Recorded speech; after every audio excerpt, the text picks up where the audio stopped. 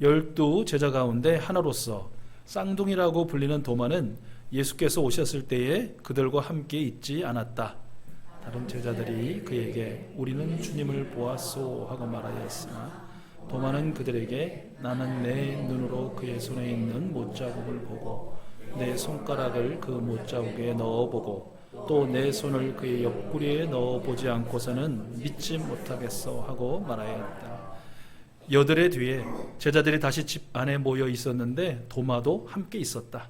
문이 잠겨 있었으나 예수께서 와서 그들 가운데로 들어서셔서 너희에게 평화가 있기를 하고 인사말을 하셨다. 그리고 나서 도마에게 말씀하셨다. 내 손가락을 이리 내밀어서 내 손을 만져보고 내 손을 내 옆구리에 넣어보아라.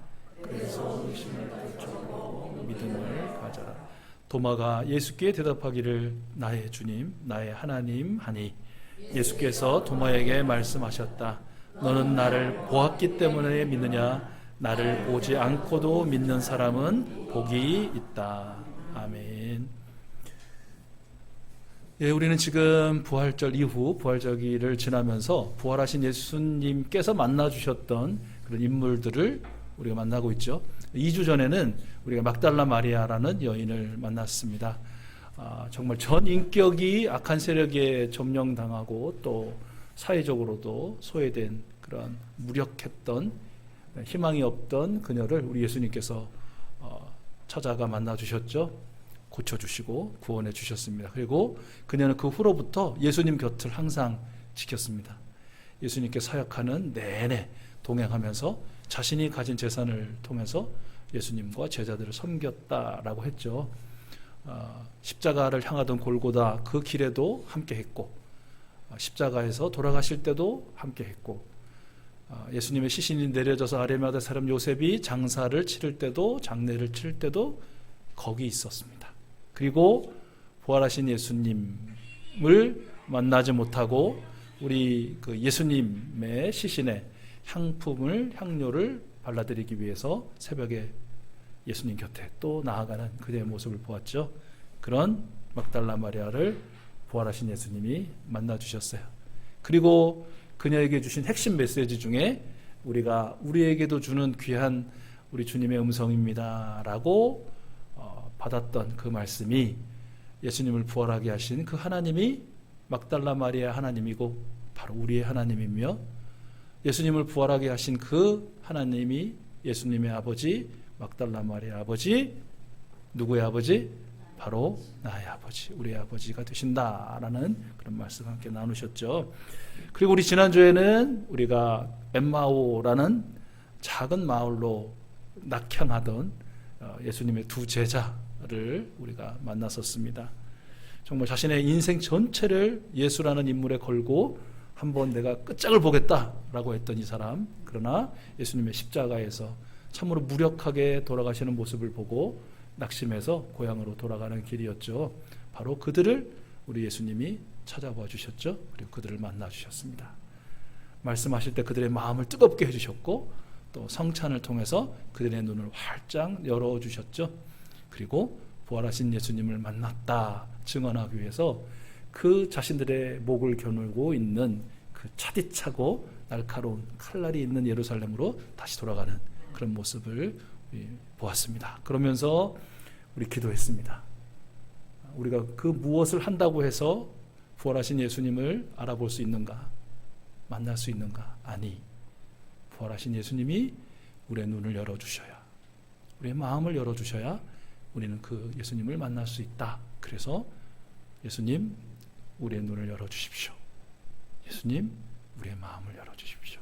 그래서 부활하셔서 바로 저 멀리 어디인가에가 아니라 바로 나 누구누구 내 안에 그리고 내 곁에 어제도 오늘도 그리고 영원히 계시는 예수님을 알아보게 해주세요 라고 기도했죠. 아마 그렇게 기도하고 지난 한 주간을 사셨으니까 우리 성령님의 은혜로 여러분의 영이 눌려서 어디에 있든 무엇을 하든 어떤 형편과 사정이든 나와 함께 하시는, 우리와 함께 계시는 부활하신 예수님을 경험하는 그런 복된 한 주간이 되시지 않으셨을까 생각합니다. 그리고 오늘 예배하시는 귀한 분들의 표정을 뵈니 그러신 것 같습니다.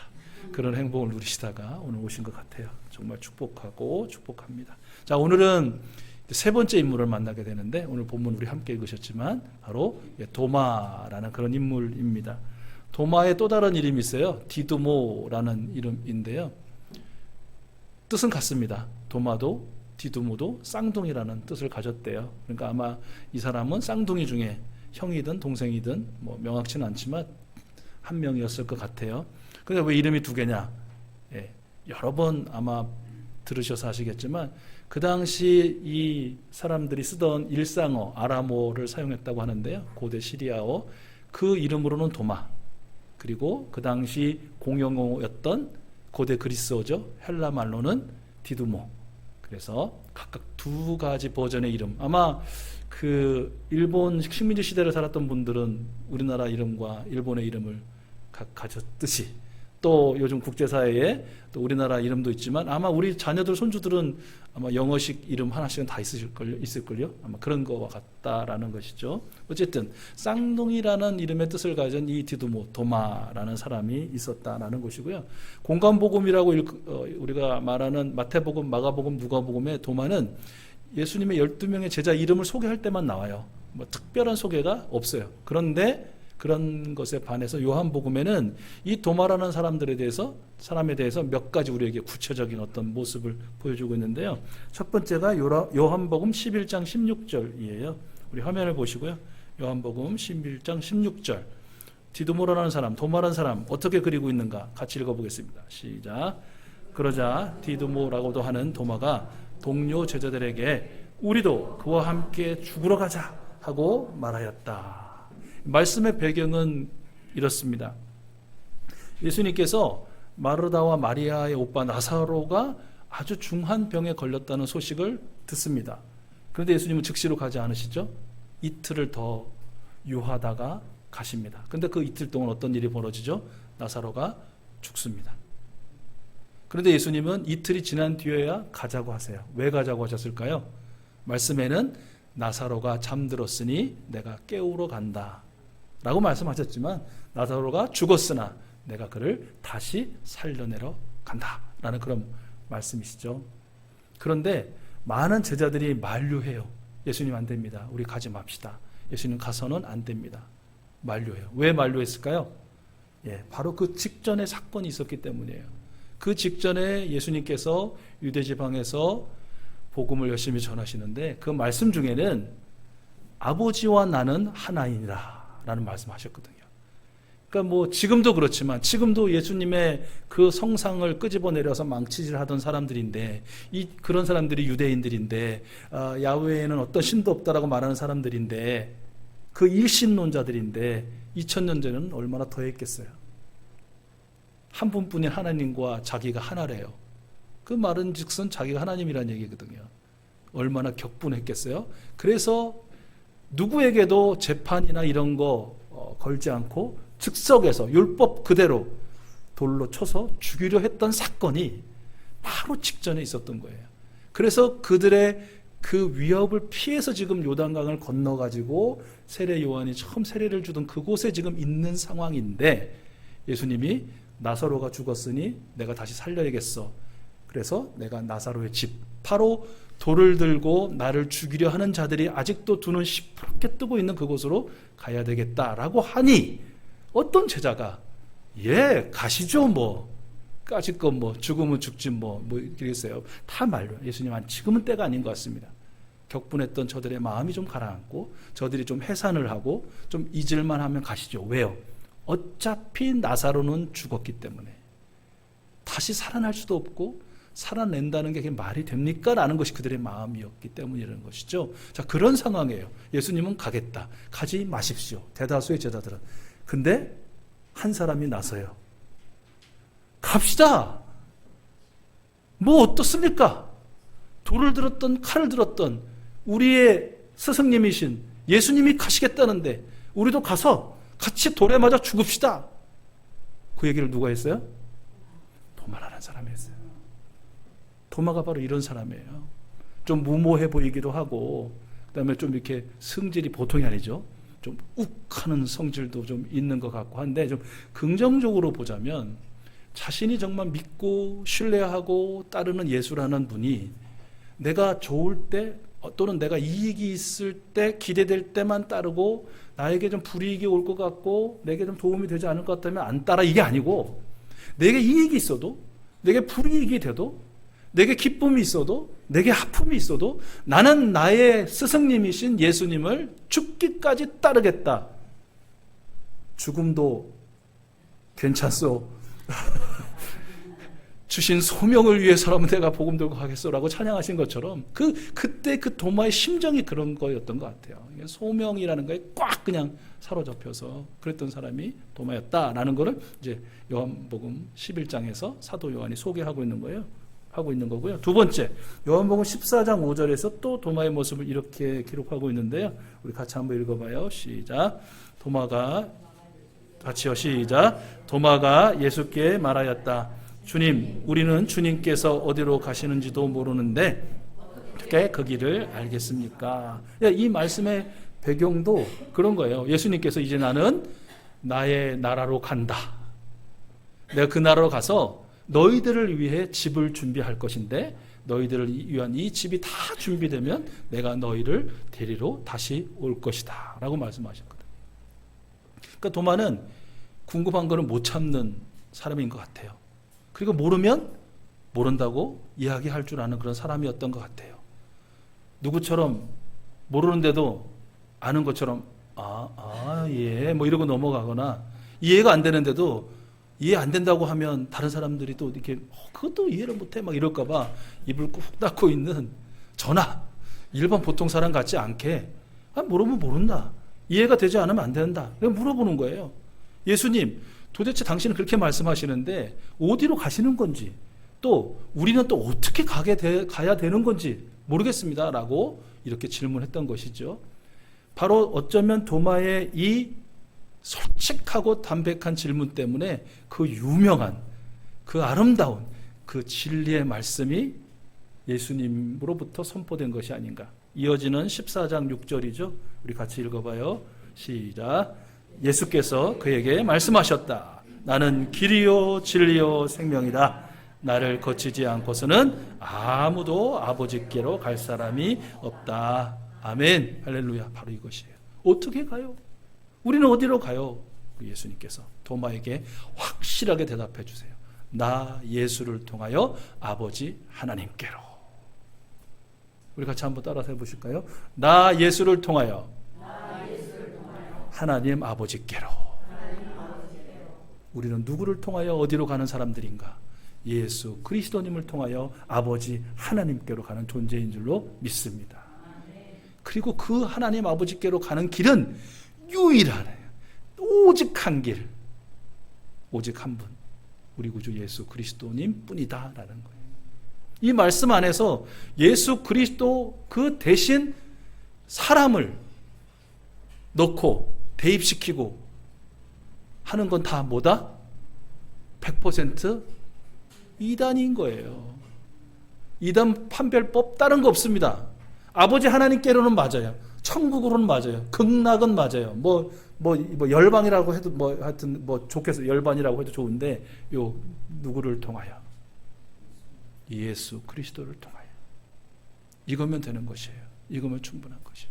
자, 어쨌든 이렇듯 도마는요, 정리해 보면 굉장히 열성적이고 용기 있고 정말 의리 있는, 신이 있는 그런 사람이기도 하고, 어떻게 보면 굉장히 이성적이고 어떤 자기의 어떤 경험을 통해서 인정하는, 또 경험주의적인 그런 성향도 가진 그런 인물이다라고 할 수 있는 것이죠. 그러니까 이렇게 놓고 보니 오늘 요한복음 20장에서 도마가 제자들이 야, 부활하신 예수님이 우리를 찾아오셨고 우리가 부활하신 예수님을 만났어 라고 했을 때 한 말, 무슨 말? 내가 내 손으로 그 손 만져보고 내가 그 허리에 손 집어넣어보고 내가 그분 딱 보지 않고서는 난 못 믿어. 어떻게 그렇게 믿음이 없을 수 있어가 아니고, 도마라는 인물은 그런 성향과 그런 기질을 가진 사람이었구나라는 것을 우리가 알 수 있는 것이죠. 이런 도마를 위해서 부활하신 예수님이 저는 그렇게 표현하고 싶은데 찾아오시는 수고를 하셨다. 왜 이렇게 표현하냐면 그거 도마 하나 안 믿겠다고? 믿지 마. 너 말고도 나 믿는 사람 많고 나 경험한 사람 많고 너 나의 증인으로 살 사람 많아. 용감한 것 같은데 또 그 안에 두려움도 많고 막 꼬치꼬치 묻어가지고 뭐 잘난 맛에 사는 것 같은 너 없어도 돼. 그냥 믿음이 그렇게 없어도 되겠냐? 보지 못한다고 못 믿냐? 그냥 포기할 만도 한데 그냥 이렇게 냅두셔도 괜찮은데 일주일 지나서 다시 누구 한 사람 때문에?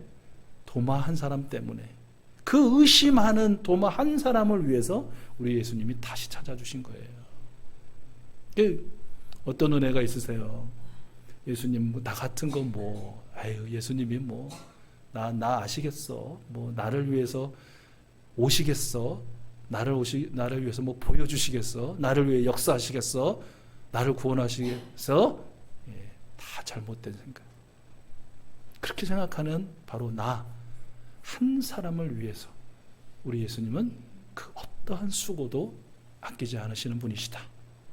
십자가까지 지신 분인데 그 어떤 것을 우리를 위해서 주시지 않겠는가? 이런 믿음과 확신 가운데 여러분 때때로 고독감을 느끼시고 외로움을 느끼시고 정말 홀로 견디는 것 같은 그런 큰 고난 가운데서도 나 한 사람을 잊지 않으시고 나를 찾아와 나를 만나주시고 나를 위해 역사하시는 그 예수님 꼭 기억하시고 예수님으로 인해서 좀 승리하시는 영광을 누리시는 여러분 모두가 될 수 있기를 축복해요.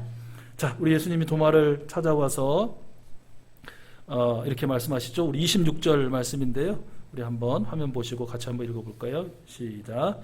여들의 뒤에 제자들이 다시 집 안에 모여 있었는데 도마도 함께 있었다. 문이 잠겨 있었으나 예수께서 와서 그들 가운데로 들어가셔서 너희에게 평화가 있기를 하고 인사말을 하셨다. 아멘. 제자들에게는 문단속이 너무너무 중요했죠. 그죠? 우리가 계속해서 살펴보고 있지만 그들이 아직 예루살렘을 떠난 건 아니잖아요. 예루살렘 안에 있었어요. 그들은 하루하루 한시 한시가 로마 병정들 또 흥분한 유대인들에 의해서 얼마든지 발각될 수 있고 발각되는 순간 그들의 생명은 없는 것과 마찬가지였기 때문에 사방에 이 경계하고 또 문이란 문은 다 걸어 잠그고 모임을 했어야만 했을 것입니다. 다 잠겨져 있었습니다. 그런데 그들 가운데 예수님이 쓱 하고 나타나셨다. 그들 앞에. 부활하신 예수님을 통해서 우리는 부활의 몸이라는 것이 어떤 것인가를 알 수 있는 것이에요. 여러분, 우리 그 인간의 육신도 신비라고 하잖아요. 부르잖아요. 그죠? 아무리 의학기술이 발전하고 과학기술 문명이 발전해도 우리 이 인간의 육체의 신비를 풀고 있지 못하잖아요. 그죠?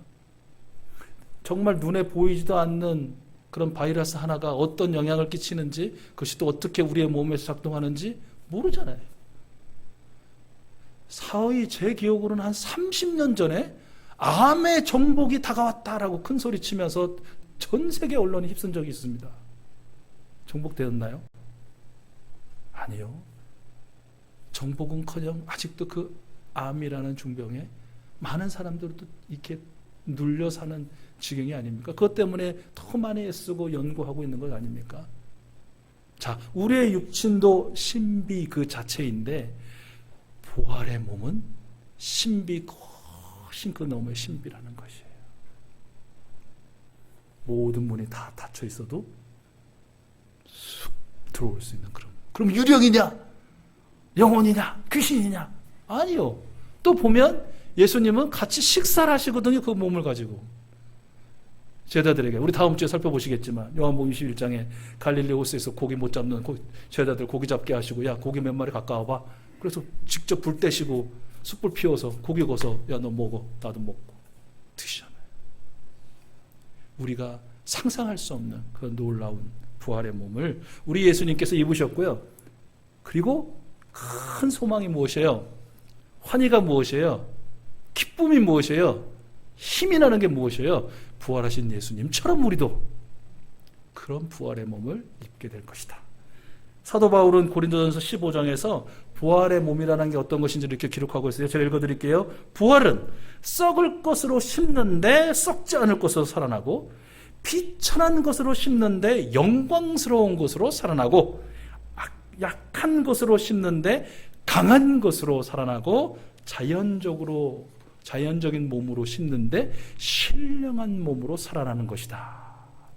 부활의 몸은 무엇이다? 썩지 않는 것, 영광스러운 것, 강한 것, 신령한 것이다 라고 그렇게 소개하고 있어요. 이런 부활의 몸을 입게 될 사람이 누구냐?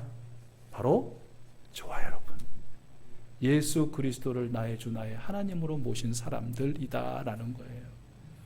여러분, 그래서 우리가 많은 두려움이 있고 공포가 있지만 여전히 어떤 우리 인생에 있어서 정말 풀 수 없는 난제고 두려움이고 공포가 있다면 그 죽음이라는 거 아닙니까?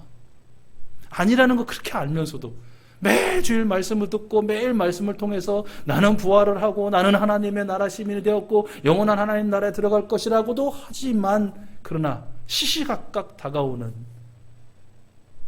내 이 숨에 힘이 떨어지고 이 숨의 이 농도가 옅어지는 것을 느끼면서, 내 손과 발에 힘이 떨어지는 걸 느끼면서, 그리고 원치 않지만 정말 많은 질병 가운데 많은 이런 약함의 현상들이 나타나면서 죽음이라는 그 공포. 오늘 다시 한번 고린도서 15장 55절, 54절 하반절, 57절 말씀, 죽음의 공포를 느끼고 계시다면, 또는 죽음의 공포를 경험하고 있는 분이 있다면 스스로에게 그를 대신해서 이렇게 선포해 주십시오. 우리 같이 말씀 화면 보시고 읽겠습니다. 시작. 죽음아, 너의 승리가 어디 있느냐? 죽음아, 너의 독침이 어디 있느냐? 그때 이렇게 기록한 성경 말씀이 이루어질 것입니다. 죽음을 삼키고서 승리를 얻었다.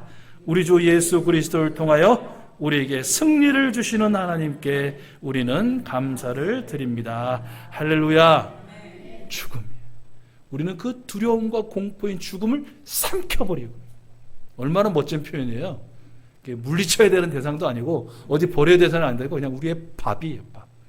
꿀꺽 삼킨 다음에 우리는 영영한 부활, 우리 예수님의 그 부활에 동참하는, 부활체를 입는 그 신령한 주인공이 된다라는 것, 여러분, 그래서 좀 더 힘을 내시겠으면 좋겠어요. 내 육신 비록 후패해져 가고 썩어져 가고, 이제 곧 어쩌면 또 숨이 멈추고 심장이 멈추면 내가 장례를 치르고 관에 들어가고 뭐 화장을 하든 아니면 매장을 하든 이렇게 되겠지만, 생각하면 생각할수록 계속 다운. 그러나 그것은 단지 관문이다. 관문. 다시 한번 또 엄마의 자궁문이 열리면서 엄마의 뱃속에서 일생을 살던 내가 이생에 태어나 길면 100여 년 살다가 이제 이생 너머의 삼생의 그 관문이 활짝 열리는 순간 영원한 하나님의 나라 천국에서 다시 산다. 영원히 산다. 할렐루야.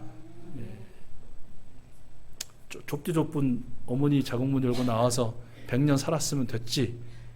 그러나 그 가운데 또 마음이 어려운 우리를 향해서 넓은 영광의 문을 여시고 하나님 나라로 초대하시는 우리 하나님이 나의 하나님이고, 그런 문을 열어주신 분이, 허락해 주신 분이 나의 구주 예수 그리스도이심을 그 어려운 삶의 현장 가운데 새기시고 되뇌이시고 읊조리시고 선언하시고 선포하시는 우리 승리의 귀한 우리 이수 가족들 될 수 있기를 소원합니다. 바로 이렇게 찾아오신 예수님께서 이렇게 이제 도마 불러서 말씀하시잖아요. 이리 와, 만져봐, 집어넣어봐. 이렇게 얘기할 때 도마 이야기를 하면 빠지지 않고 나오는 그림이 있죠. 까라바조라는 화가가 그린 의심하는 도마라는 그런 그림이죠. 한번 보여드렸을 때 다시 한번 보여드릴게요. 보시고, 비록 화가의 상상력에 의한 그림이긴 하지만 우리 예수님께서 지금 어디를 보고 계세요? 우리 예수님의 시선이 어디 머물고 있어요? 도마의 손에 머물고 있는 것처럼 보이죠. 우리 예수님이 이렇게 말씀하고 계시는 것 같아요. 열정적인 도마야, 이성적인 도마야, 의심 많은 도마야, 너의 의심을 떨쳐버릴 수만 있다면, 그래서 나의 부활을 믿을 수만 있다면 나는 얼마든지 너의 바람을 들어주고 너의 필요를 채워주마. 자, 여기 내 손과 내 옆구리에 너의 손을 넣어 보아라. 그 어떤 설명도 필요 없이 그림의 도마의 표정에서 그의 심정을 읽을 수 있지 않을까. 그리고 도마는 떨리는 목소리로 예수님께 대답하죠.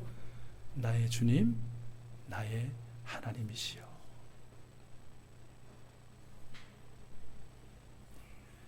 예, 도마는 이제 요한복음 21장에 다시 한번 등장하거든요. 말씀드린 것처럼 그 갈릴리 호수에서 그 고기 잡고 베드로와 함께 이렇게 이제 식사하시던 장면에, 그리고는 이제 사라집니다.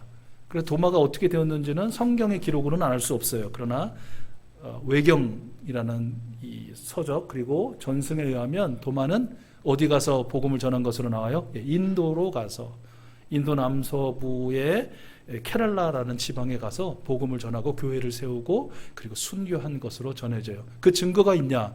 있대요. 있습니다. 지금도 그 케랄라주에 많은 그리스도인들이 있는데 그 중에 도마 그리스도인 공동체라는 것이 존재한다는 거예요. 그들은 지금까지도 인도 기독교계의 아주 중추적인 역할을 감당하고 있고요. 자신들에게 복음을 전하여 준 분이 바로 도마다라고 그렇게 증언하고 있다라는 것이죠. 자, 여러분, 예수님 시대를 살았던 사람들, 예수님과 함께 생활했던 사람들, 예수님의 사역의 현장에 함께 했던 사람들, 예수님의 십자가의 죽으심도 보고 부활의 영광도 체험한 사람들은 복 받은 사람들 맞죠? 복 있는 사람 맞습니다. 그죠? 우리는 예수님 그냥 옷자락 잠깐만 봐도 좋겠는데 라는 게 우리 마음이니까. 그런데 우리 예수님 뭐라고 말씀하세요? 그들 참 복되다. 그러나 더 복된 사람이 있다. 더 복 있는 사람이 있다라고 말씀하시죠. 오늘 29절 마지막 본문이었는데요. 29절 말씀 우리 한번 같이 읽어봐요. 시작. 예수께서 도마에게 말씀하셨다. 너는 나를 보았기 때문에 믿느냐?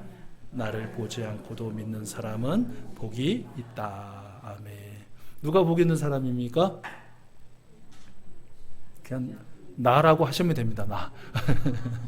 물론 여러분 중에는 뭐 환상 가운데 어떠한 또한 기도 가운데 말씀 가운데 부활하신 예수님을 만났다라고 하실 분 계실 거예요. 한번 손 들어 보실래요? 나는 정말 부활하신 예수님을 만난 경험이 있습니다. 한번 실제로 손 번쩍 들어보세요. 저도 들었잖아요. 지금 번쩍 들어보세요. 그럴 수 있다라는 거야. 복됩니다. 그러나 우리 예수님 뭐라고 말씀하세요?